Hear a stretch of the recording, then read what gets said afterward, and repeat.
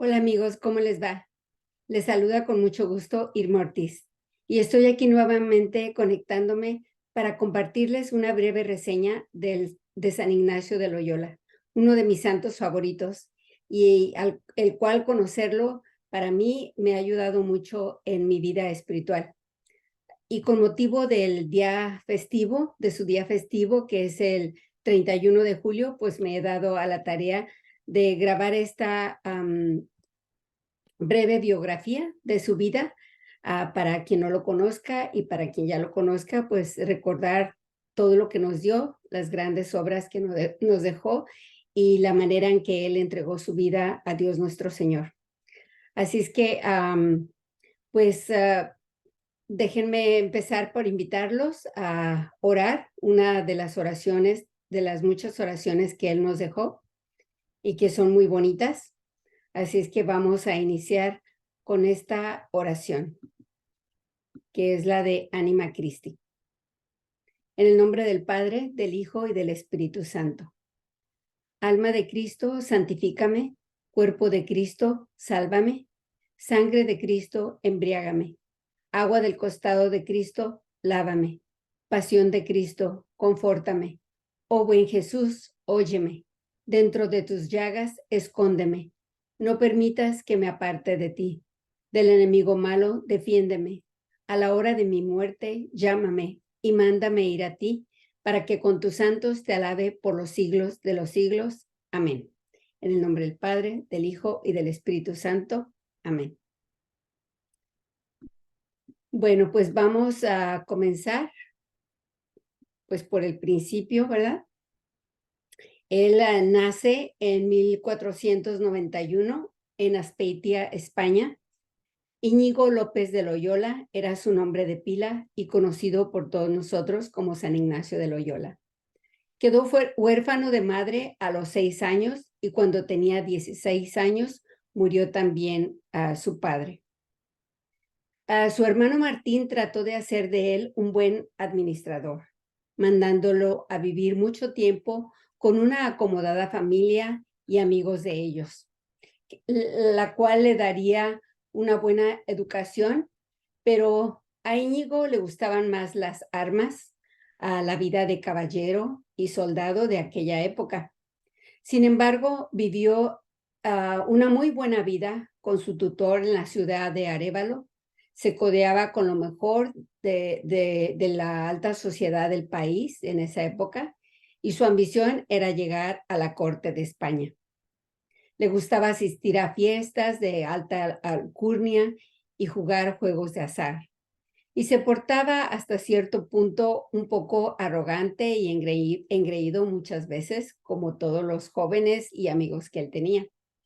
En 1517 queda desprotegido de su tutor debido al cambio de gobierno y la llegada de Carlos V al poder. Íñigo tiene que marchar de Arévalo, ciudad donde él vivía, hacia Valladolid a servir al duque de Nájera, y su vida tiene en ese momento un gran cambio. En 1521, Íñigo fue herido en combate defendiendo esa región contra la invasión de los franceses que atacaron Pamplona. Íñigo es alcanzado por una bala de cañón y le destroza una pierna y le hieren también la otra. Pierden la batalla, pero los franceses dejan libre a los sobrevivientes debido a la valentía que mostraron, y es así como llevan a Íñigo a la casa de su hermano para su recuperación. Y esto marca el fin de su vida como caballero.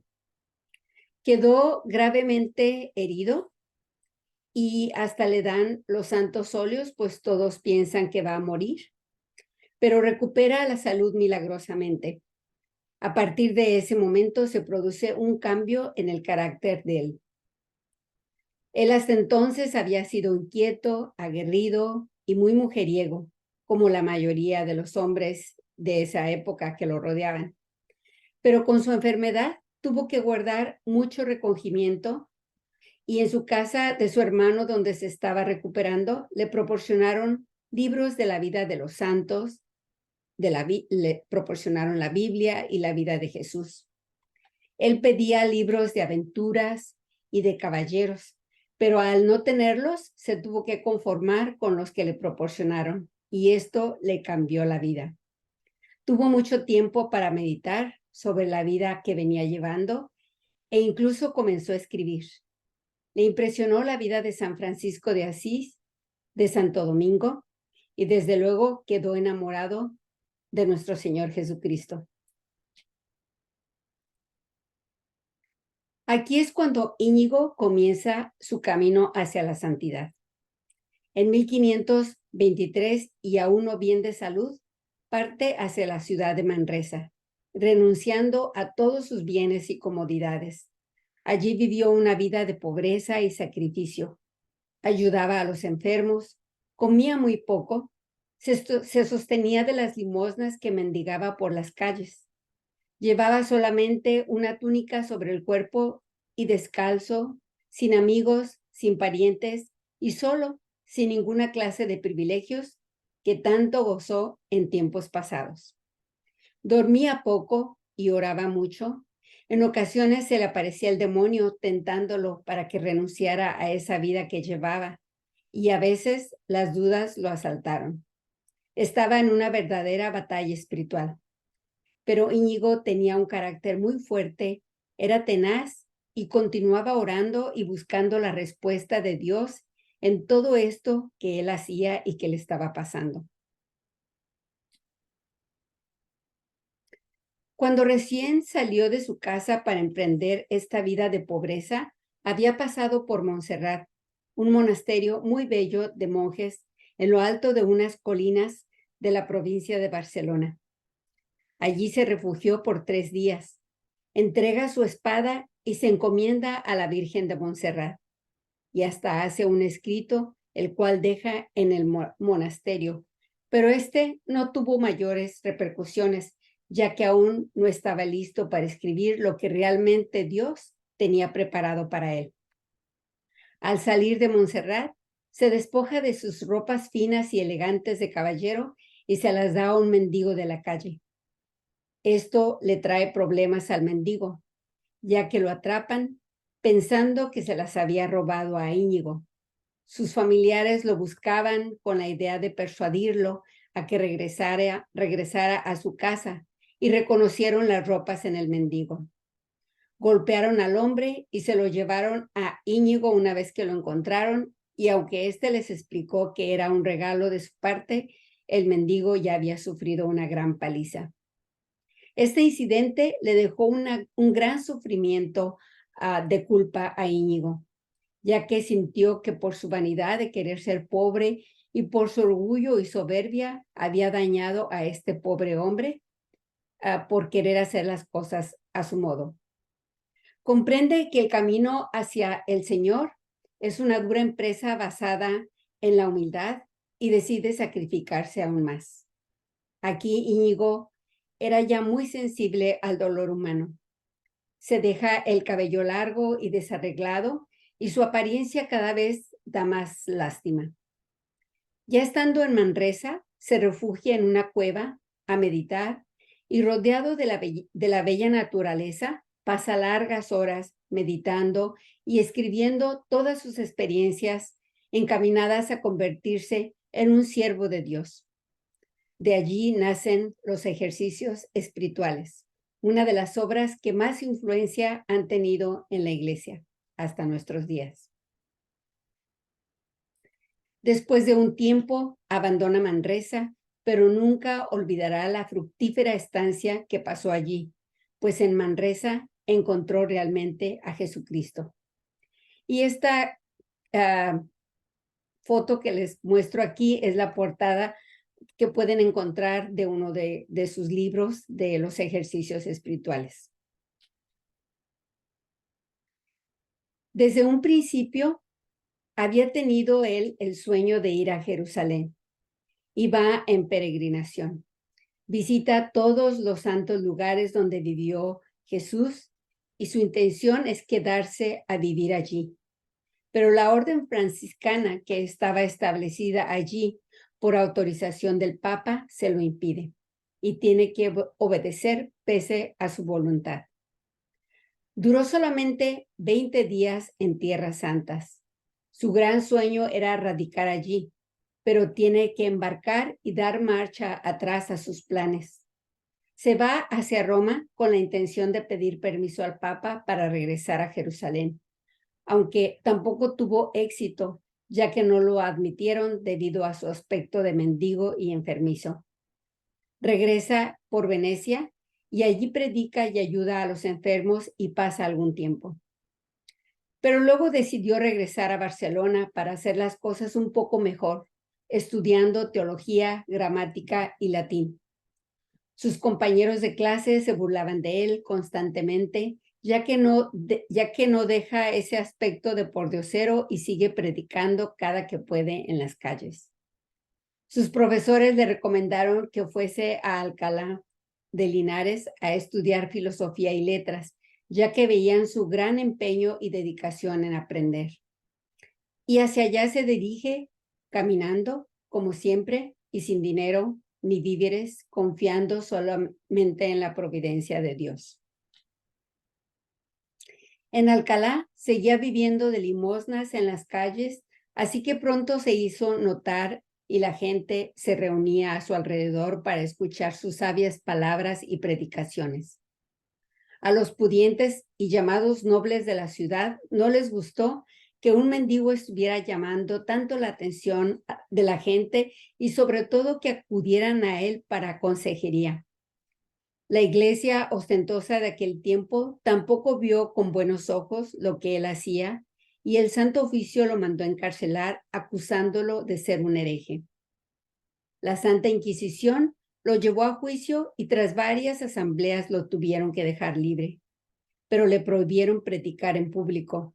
Le obligaron a cambiar sus vestiduras a él y a sus compañeros, ya que para entonces tenía algunos seguidores con él.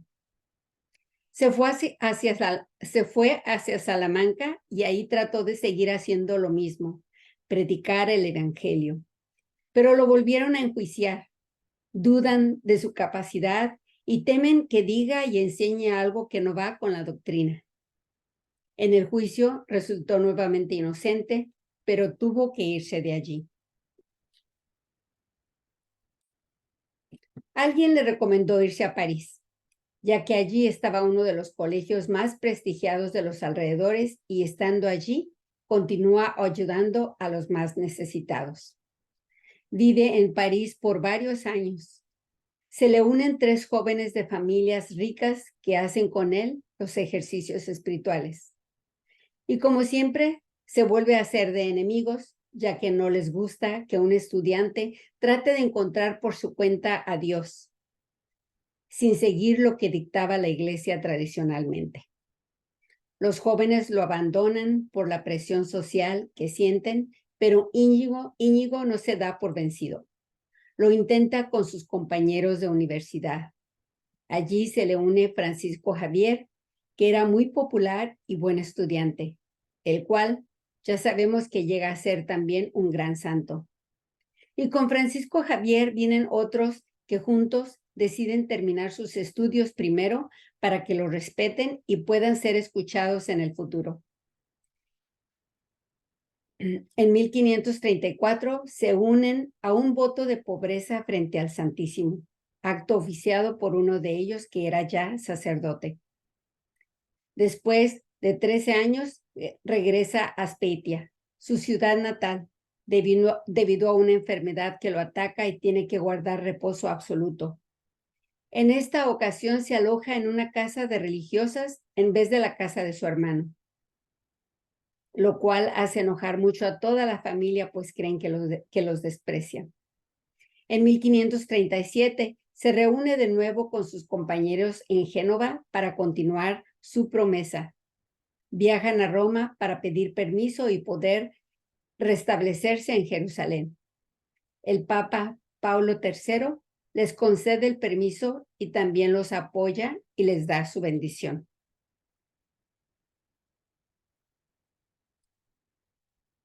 La guerra les impide viajar a Jerusalén, así que mientras tanto se dispersan por toda la península ibérica para predicar el evangelio, haciéndose llamar los compañeros de Jesús.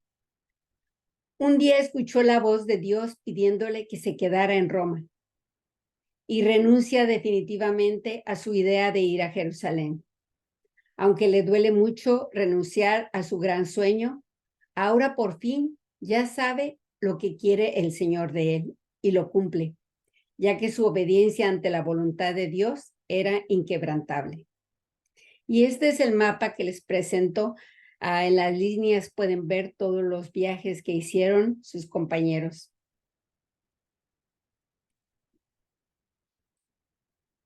En 1540, establecida la Compañía de Jesús, y el Papa les encomienda trabajos pastorales alrededor de Roma, los cuales se fueron extendiendo por todo el mundo según se iban adhiriendo más miembros a la orden. Francisco Javier marcha a la India, otros a Portugal y así por toda Europa. Ignacio, que ya se hace llamar así, es elegido como superior de la orden por sus compañeros y se queda en Roma configurando la estructura de la Compañía de Jesús. El que había querido viajar por todo el mundo y visitar lugares necesitados y predicar el Evangelio, no saldría ya de Roma nunca más. Se debe quedar ayudando a organizar misiones y prestaciones a los más necesitados en diferentes regiones de Europa y África. San Ignacio de Loyola muere en Roma el 31 de julio de 1556. Y así nos pasa mucho. No siempre estamos haciendo lo que nosotros hubiéramos querido, pero a veces tenemos la certeza de que Dios quiere que hagamos ciertas cosas. Y eso es lo que nos da consuelo, que estamos haciendo lo que Dios quiere, no precisamente lo que uno desea.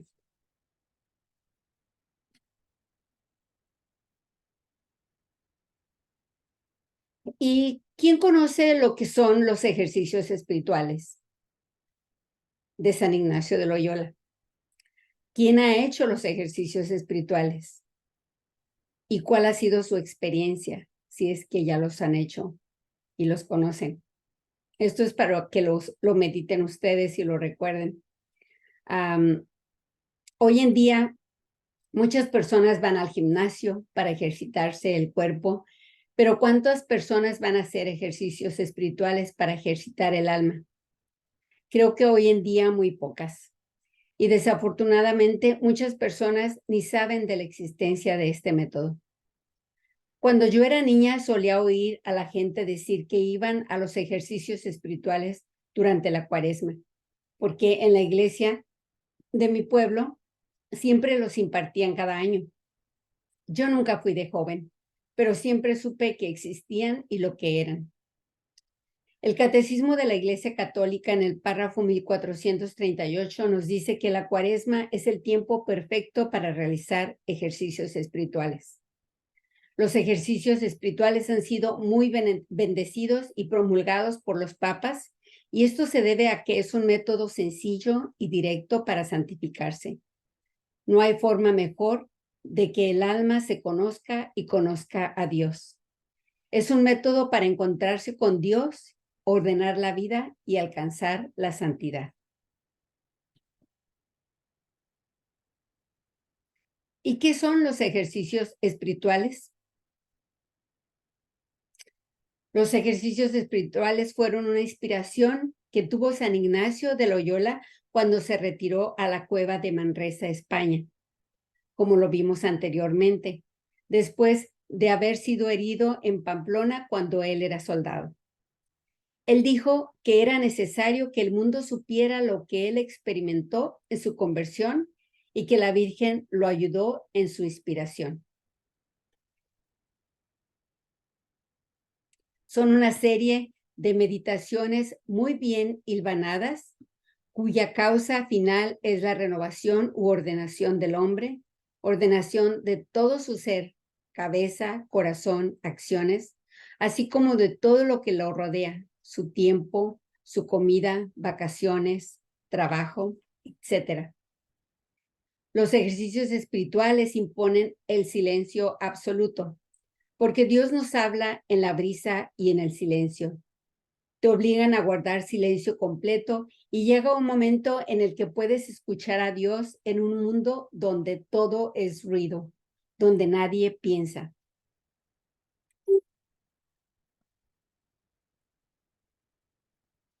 El ejercitar la potencia del alma, la voluntad, la imaginación, el corazón para que reflexionando en la presencia de Dios renovemos todo el ser. Los ejercicios espirituales son la solución para los males del mundo. Unos ejercicios bien hechos pueden cambiar el alma de una persona, especialmente en un lugar apartado, sin nadie más que el guía espiritual y en silencio. Se ven conversiones totales, donde el hombre al final puede ver claro y tomar decisiones también muy claras. Los ejercicios espirituales hechos como los pensó San Ignacio de Loyola se hacen en 4 semanas. Y de ellas vamos a hablar un poquito, nada más.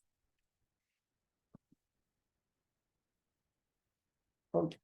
En la primera semana, esta es fundamental, porque es donde se purifica el alma, acaba con la confesión general, fruto de la visión que tienes de tu alma, de tu existencia, que cambia la fisonomía de los asistentes, te hace conocer de lo ingrato que hemos sido con Dios.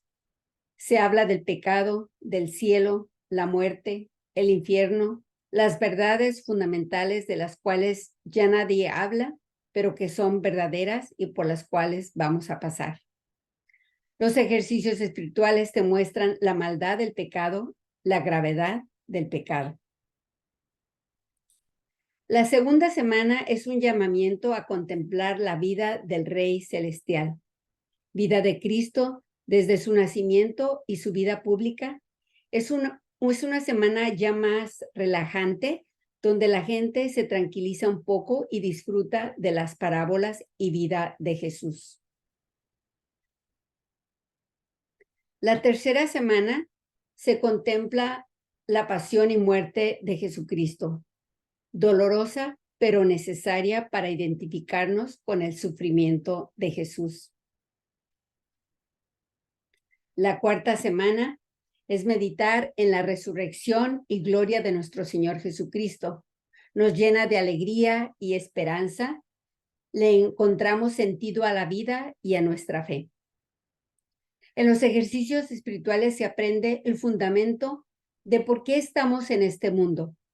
Recordamos que Dios nos ha puesto en este mundo para ganar la salvación y debemos ponernos en la total disposición de su voluntad.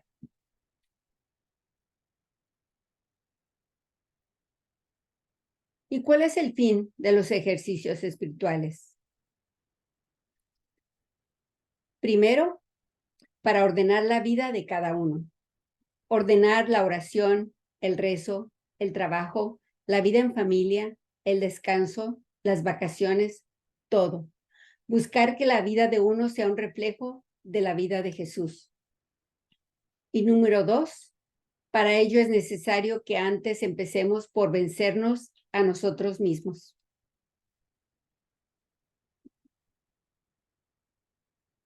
Así como el hombre hace ejercicios físicos como correr, brincar, saltar, caminar, nadar, también el alma necesita ejercicios, quitando de uno todas las tendencias desordenadas para vencerse a sí mismo.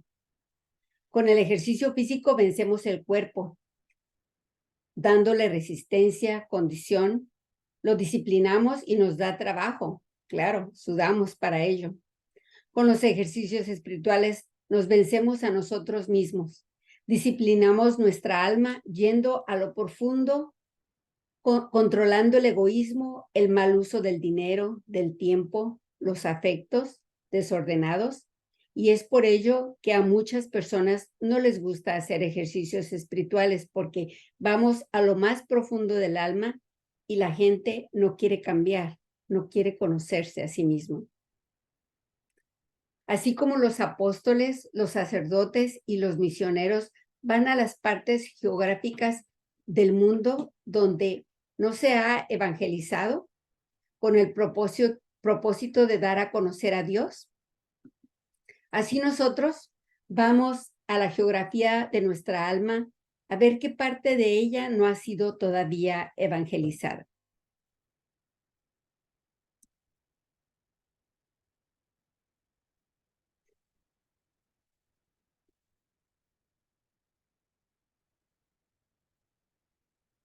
Y para esto se requiere una disposición total, disposición de nuestra alma, con dos actitudes: el tener grande ánimo y liberación o generosidad.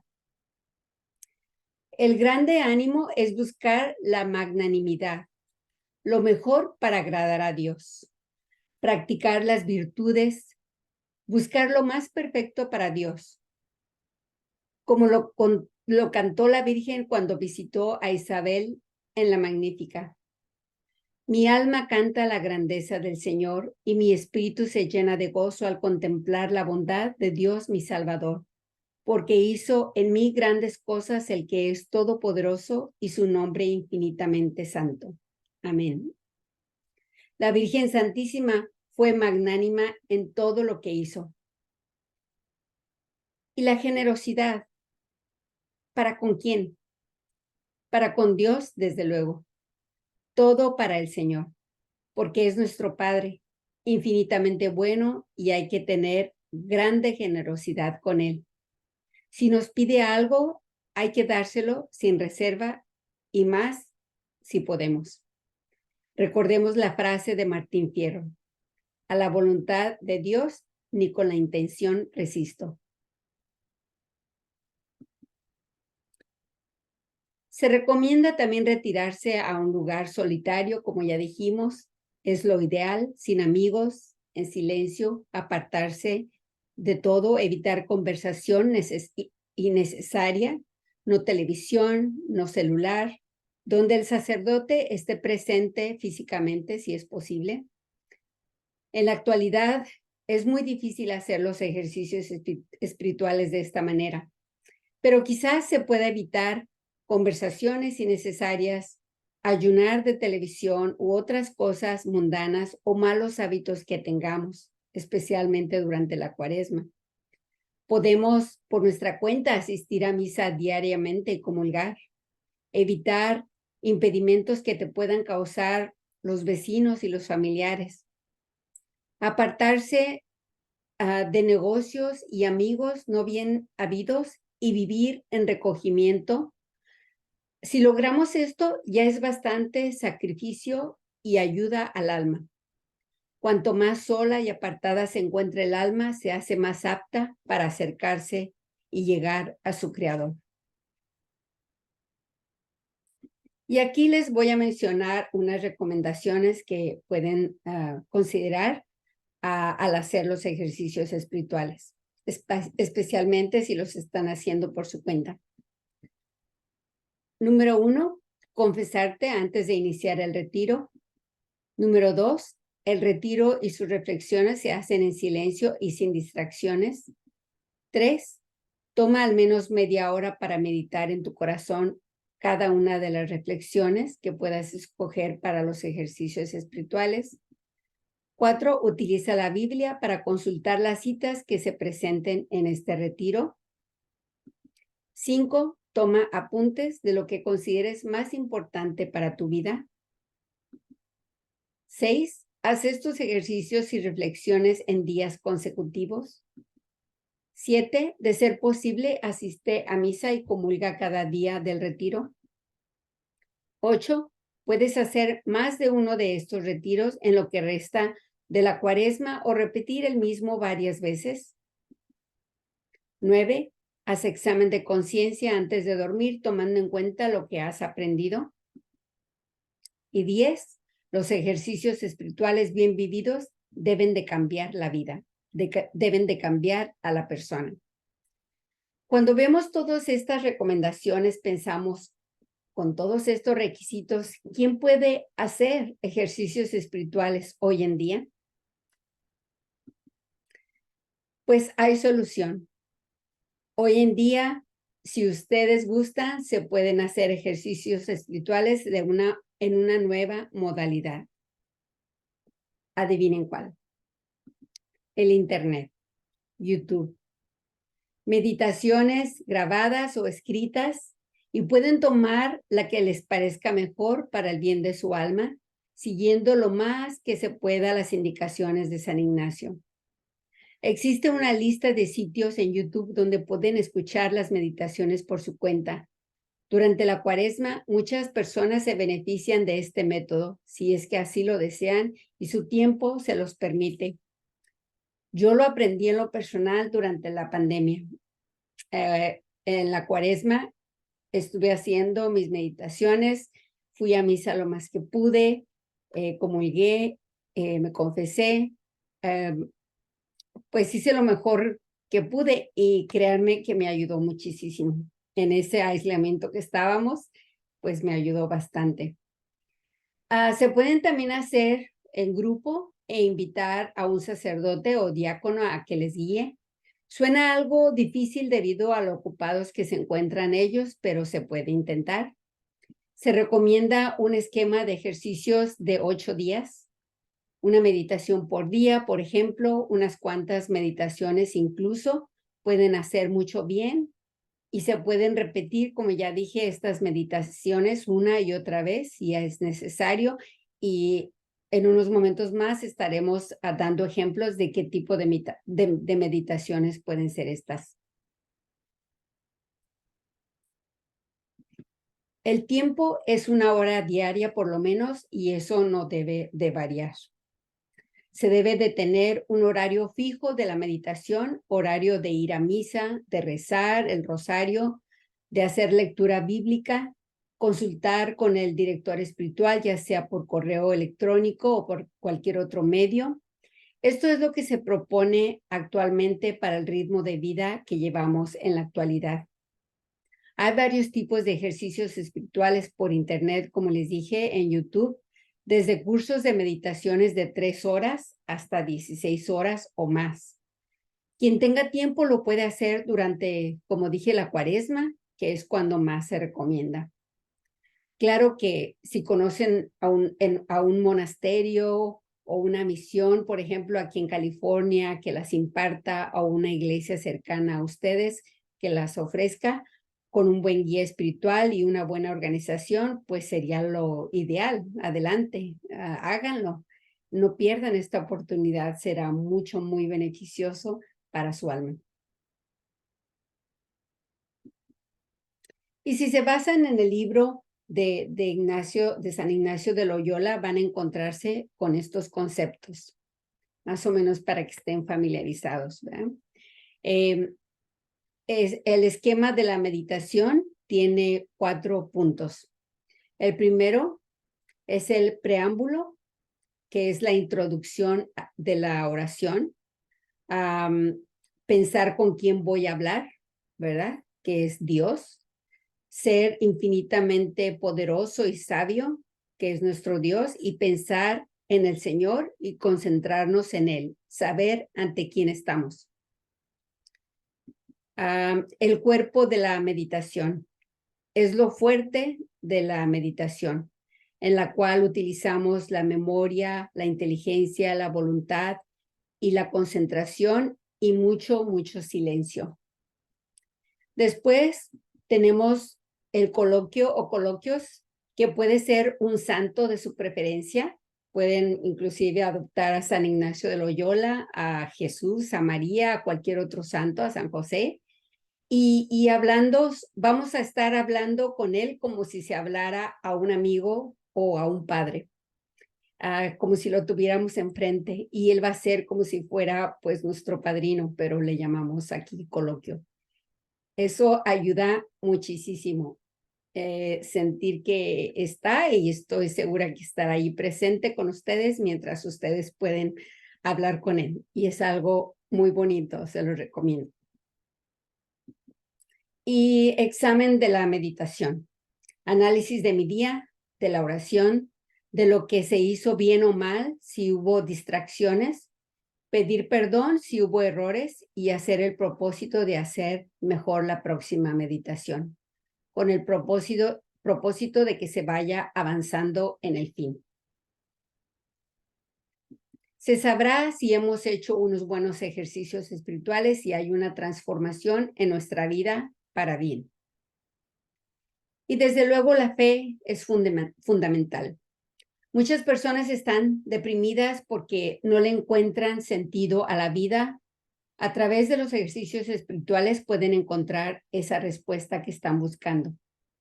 El director de un hospital psiquiátrico decía que si la mayoría de los pacientes fueran al confesionario, se curarían, pues un gran porcentaje de las enfermedades están en la mente de las personas. El hombre, cuando está solo frente a sí mismo o ante Dios, si se ve limpio de pecado, será feliz. De otra manera, no podrá sentirse feliz sintiéndose manchado por el pecado.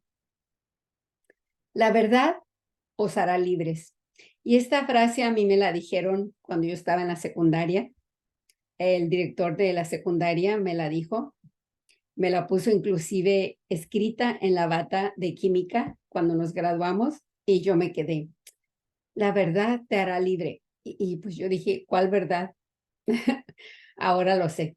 Ahora sé cuál es esa verdad a la que él se refería. En esta vida, fuera de Dios, no podemos ser felices. Y de lo que hagamos en esta vida depende toda nuestra eternidad. Y pues ya hemos hablado sobre las meditaciones que existen dentro de los ejercicios espirituales. Son muchas las meditaciones que pueden encontrarse en ellos. Depende de quién las imparte y de la duración. Aquí les menciono unas que escogí sacadas de las 4 semanas y de las enseñanzas del padre Marcos Pizariello, argentino jesuita, ya fallecido en la actualidad. Y la primera meditación es el encuentro con Dios y la samaritana.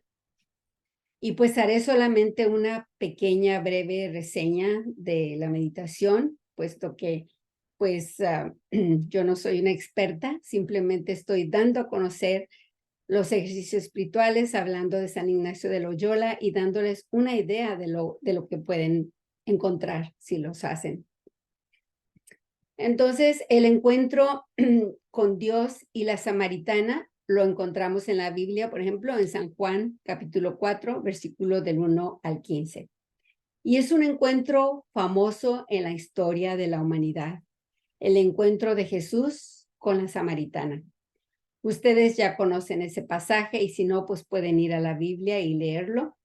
Nuestro Señor le dice que el que beba de su agua tendrá la sed saciada. La samaritana pensaba en una sed natural y el Señor hablaba en de una sed sobrenatural. La samaritana pensaba en el agua natural y Jesús le hablaba del agua sobrenatural. La sed sobrenatural es Dios y el agua sobrenatural es la fe.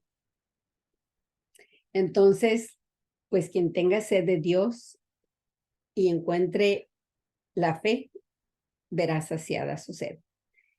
En la vida hay encuentros sociales muy, muy importantes y en los ejercicios espirituales nos encontramos con Dios como la samaritana. El encuentro más esencial en nuestra vida es el encuentro con Dios. Los ejercicios son una serie de meditaciones muy bien hilvanadas cuya causa final es la ordenación del hombre, ordenación de su vida, de la cabeza, de su tiempo, de su corazón, sus sentimientos y todo su quehacer. Como los ejercicios tienden a renovar al hombre, estos han tenido un influjo enorme para ejercitar el alma en los últimos 4 siglos y desde que fueron creados por San Ignacio de Loyola.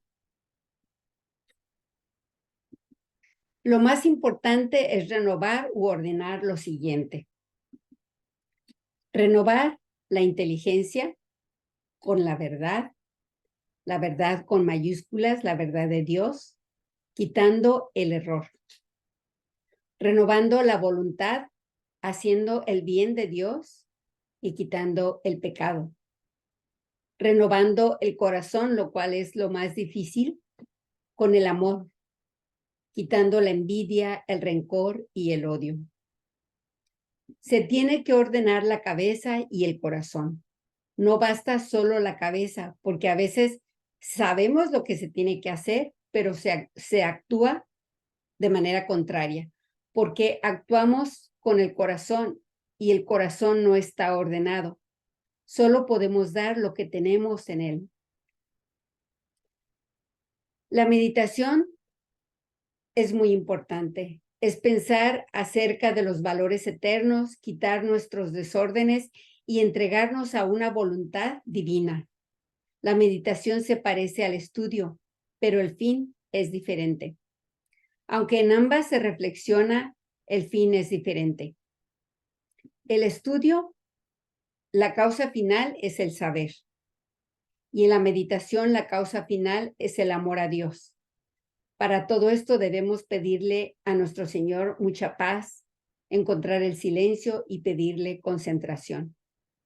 Si atendemos a la palabra de Dios, tenemos que desatender otros intereses para concentrarnos en el Señor. Por eso es que en los ejercicios espirituales nos piden que nos aislemos, que nos retiremos y permanezcamos en silencio.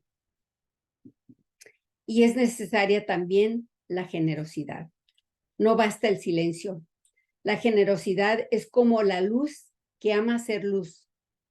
Es dar a Dios nuestro Señor todo lo que nos pide, todos nuestros pensamientos y deseos con tal de ordenar nuestra vida en plenitud y hacer su santa voluntad.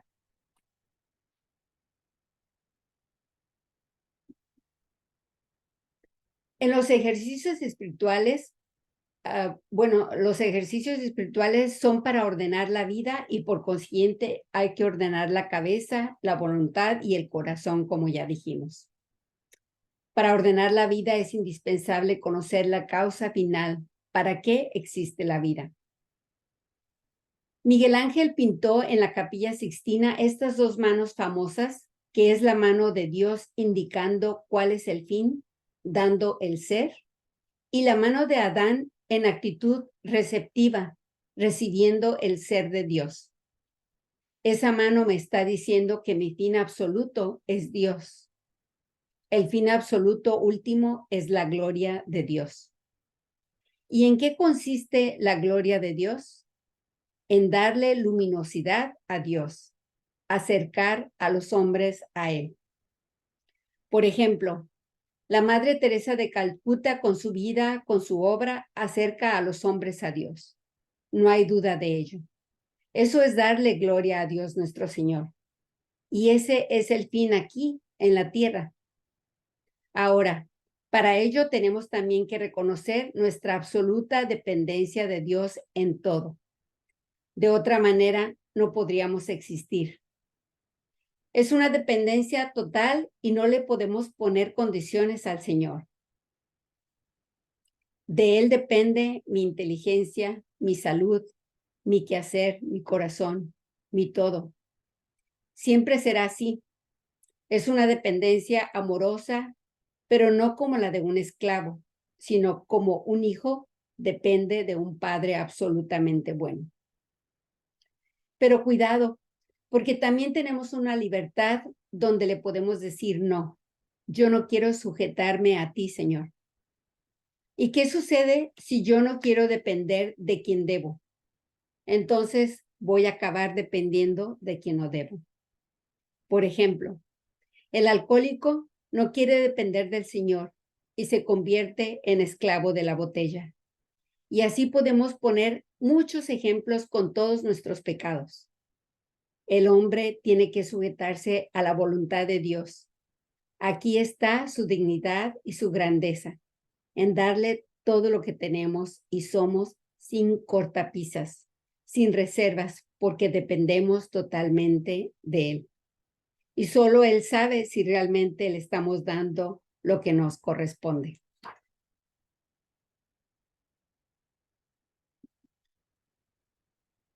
Así es que preguntémonos, ¿yo dependo de Dios con humildad? ¿Estoy tranquilo en mi conciencia? ¿No le niego nada a Dios? Debemos ser coherentes y actuar de acuerdo a lo que nuestra conciencia nos dicta, iluminada por la fe. La santidad nos viene de la ecuación perfecta entre el corazón y la inteligencia, la cual es imposible de alcanzar, pero con la gracia debemos de intentar siempre para lograrla. Para esto necesitamos la ayuda de Dios nuestro Señor, pedirle la gracia para alcanzar la santidad. El hombre no puede alcanzar a Dios sin la gracia divina, pero la gracia no puede hacer nada sin la intervención del hombre. Así que sintetizando, ¿para qué vivo? Vengo de Dios, que es mi principio, y voy hacia Dios, que es mi fin.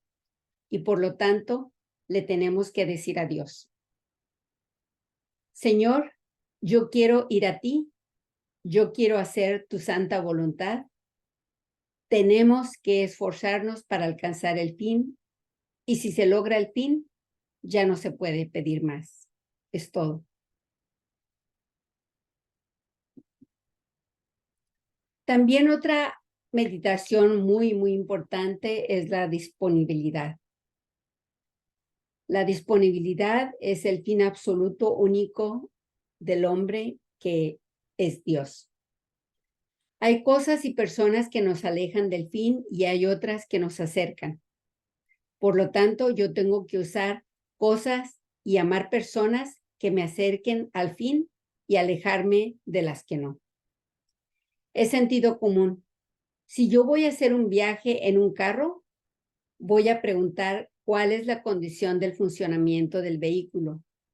El color no me interesa. Eso no me va a llevar a mi fin, por muy bonito que este color sea. La norma del mundo es: haz lo que te gusta. La norma de la santidad es: haz lo que necesitas, cueste lo que te cueste, con tal de que te conduzcan a Dios. Usar las cosas y los medios en la medida que me acerquen a Dios.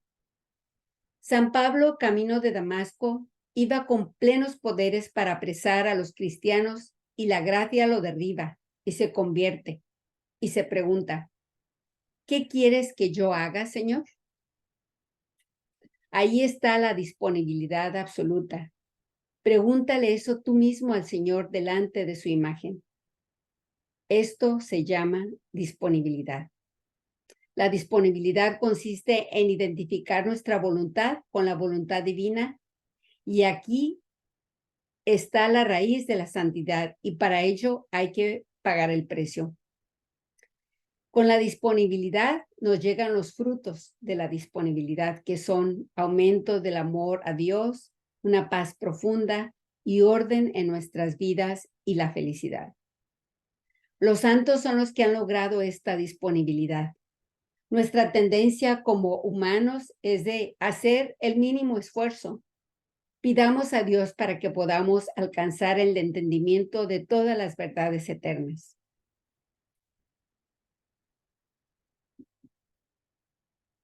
Esta otra meditación es la del hijo pródigo.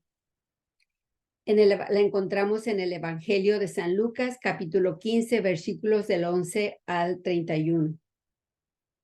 La misericordia del Padre ante el pecado. Y aquí el protagonista no es el hijo, sino el Padre. En esta meditación hay que ver la película de nuestra vida. Preguntarnos: si tuviera que ver la película de mi vida, ¿qué censura le daría? ¿Apta para todo público? ¿No apta para menores? ¿Qué censura le daría? Pero nos advierten y nos dicen: no te preocupes, tú puedes cortar las partes que no te gustan usando la misericordia del Señor, con la oración, con la mortificación y con nuestras obras. El pecado es un desorden. Es como un rico bombón que tiene una dotación de cianuro dentro en vez de un rico licor. Pidámosle a Dios que nos ayude a comprender la gracia para poder despreciar el pecado en todo momento de nuestras vidas.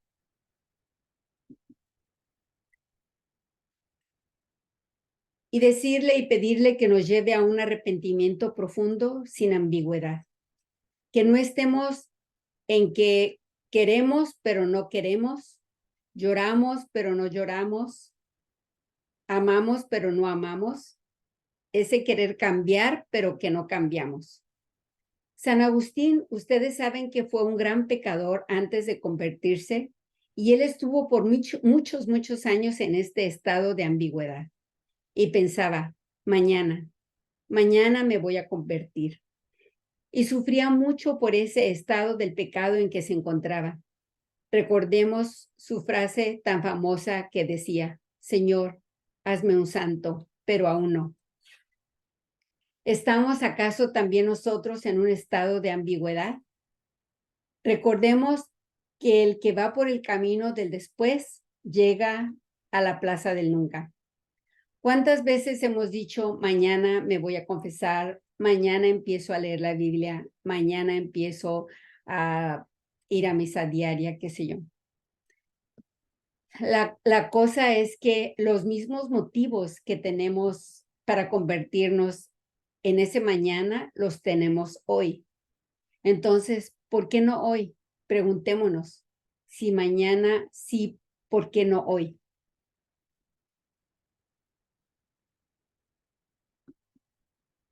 Ahora tenemos la meditación de la Anunciación y contemplemos este cuadro, pero sobre todo, contemplemos el aposento de nuestra Virgen Santísima en total disposición, en total disponibilidad. Pidamos al Señor las siguientes 3 gracias de María. El conocimiento, Señor, que yo te conozca. La imitación en la obediencia, en la pobreza, en la humildad, en la mortificación. Y pidámosle a la Virgen Santísima que yo pueda imitarte en la humildad para lograr la paz, la felicidad y el orden. El día de hoy estamos en la era del confort. No queremos sufrir ni esforzarnos, pero pensemos que en todas las épocas de la humanidad, la cruz no ha cambiado.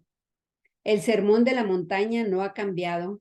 El sufrimiento es el mismo, aunque pretendamos creer lo contrario, y nos vamos a seguir muriendo, nos vamos a seguir enfermando y vamos a seguir sufriendo. Pero también podemos luego irnos al lado positivo y reflexionar que tampoco ha cambiado la esperanza. Y a ello nos debemos de aferrar y seguir a Jesús, que nos prometió vida eterna. Si se lo pedimos, nos la dará si dejamos que Él dirija nuestras vidas también. Y la tercera gracia es la del amor. El conocimiento y la imitación nos llevarán al amor, que lo encierra todo. San Agustín decía, ama y haz lo que quieras. Y otra de las meditaciones que les presento es la resurrección de Mateo 28, capítulo 28, versículo del 1 al 10. Y digamos, aleluya, Jesucristo resucitó. Hay que contemplar la tumba vacía para resucitar de ella como Jesucristo resucitó. Morir con Él y resucitar con Él, con una fe infinita que llene nuestra inteligencia y rebose nuestro corazón. Finalmente, aceptar nuestra propia muerte. Todos rezaremos una última misa y nuestro cuerpo será la víctima y debemos de aceptar la muerte como lo hizo Jesucristo. Yo creo que tú resucitaste, Señor. Yo creo en la vida eterna. Yo creo que tú me resucitarás. Digamos, yo sé, Señor, que voy a morir, pero sé que voy a resucitar. Jesús, yo confío en ti.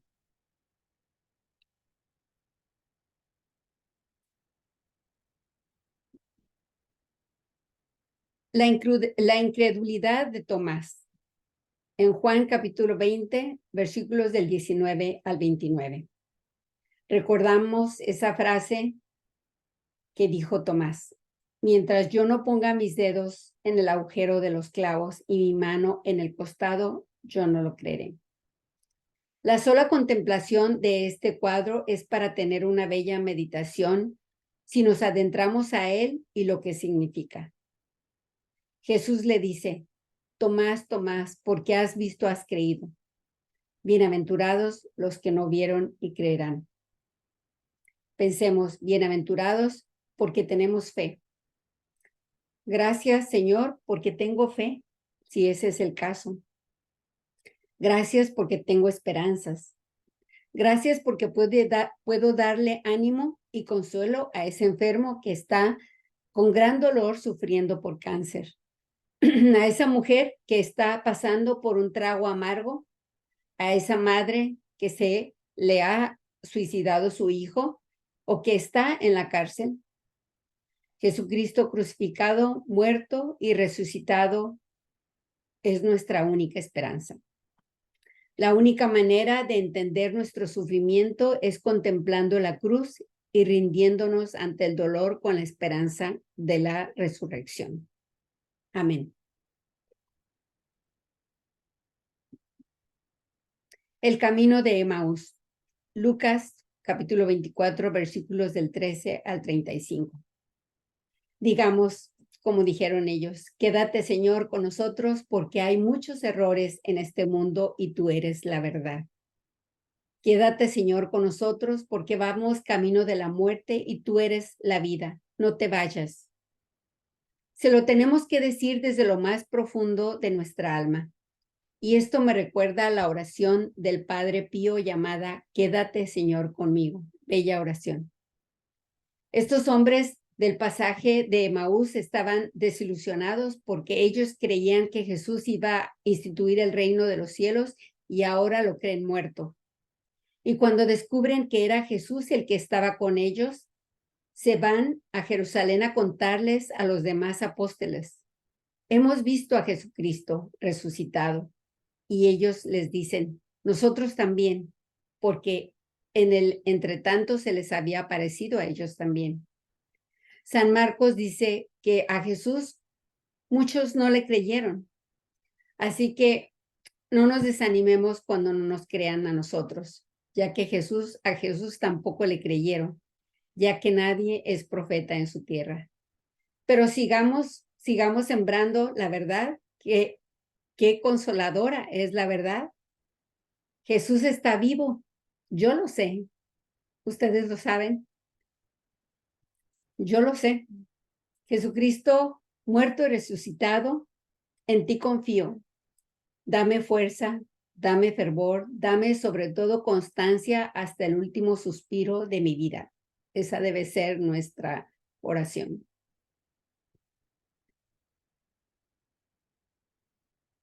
Y por último, les presento esta meditación de la ascensión y la asunción. En el cielo descansaremos, veremos, amaremos, gozaremos, y esto será en el fin sin fin. Pensemos con frecuencia en el cielo y pidamos a Dios que nos lleve a él, porque esto eleva nuestro espíritu. Invoquemos a María y emprendamos el vuelo, porque este mundo no ha cambiado. Siguen habiendo los mismos problemas que antes, económicos y de toda índole, solo de acuerdo a cada época. Pero nosotros, si hacemos ejercicios espirituales, habremos cambiado. Si hemos meditado sobre estos misterios, vamos a enfrentar el mismo problema que antes, pero con un criterio sobrenatural, con fuerza para ser constantes en el amor de Jesucristo. Vamos a amar más a Dios y al prójimo. Meditemos, invoquemos a María y emprendamos el vuelo. No tengamos miedo. Y ahora les presento, por último, estas conclusiones, que son 8, y decimos en la número 1, hacer ejercicios es meditar. La meditación es la esencia de los ejercicios espirituales, es la rumia amorosa de los valores divinos. Masticar, asimilar lo que hemos aprendido. La meditación cambia nuestra personalidad. Santa Teresa decía, dame una alma que medite 15 minutos todos los días y yo haré de ella una santa. Así de importante es la meditación. Meditar para saber qué Dios quiere de nosotros. Meditar para hablar con Dios en silencio, en la brisa, como dijo Elías. Concentrar nuestras energías en Dios, todo en la presencia de Dios. Hacer propósitos, aunque no es necesario, y si se hacen, deben ser bien concretos y cumplirlos. Y 8, en la meditación hagamos un acto de amor a Dios. Ahora, pues este ha sido el final de esta presentación, pero vamos a orar. Les pido que vayamos juntos a hacer esta oración también de San Ignacio de Loyola, una oración de entrega, y dice así: Toma, Señor, y recibe toda mi libertad, mi memoria, mi entendimiento y toda mi voluntad, todo mi haber y mi poseer. Tú me lo diste y a ti lo regreso. Todo es tuyo, todo es tuyo. Dispón de ello según tu voluntad. Dame tu amor y tu gracia, que éstas me bastan. Amén. En el nombre del Padre, del Hijo y del Espíritu Santo. Amén.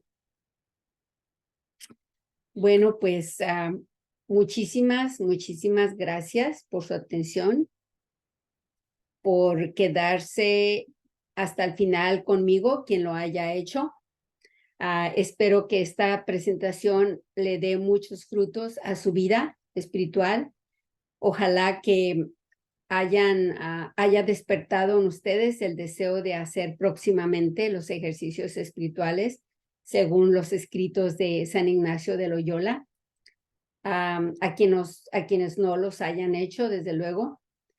Ojalá encuentren un buen retiro donde poder hacerlos en un lugar apartado, con un buen guía, o quizás ustedes por su cuenta en la próxima cuaresma, auxiliados por por el internet, y también quizás apoyados por un sacerdote o diácono, o por un grupo de amigos. Pues no hay excusa, lo único que necesitamos es hacer un poquito de tiempo, tener disciplina para lograrlos y pues asistir a misa diariamente, hacer una confesión profunda y pues la clave es no rendirnos hasta alcanzar la meta. Los podemos repetir una y otra vez. Sabremos que los hemos hecho bien cuando experimentemos en nosotros un cambio para bien, un cambio positivo, un aumento de fe. Nosotros lo sabremos, se los garantizo. Y todo para la gloria del Señor.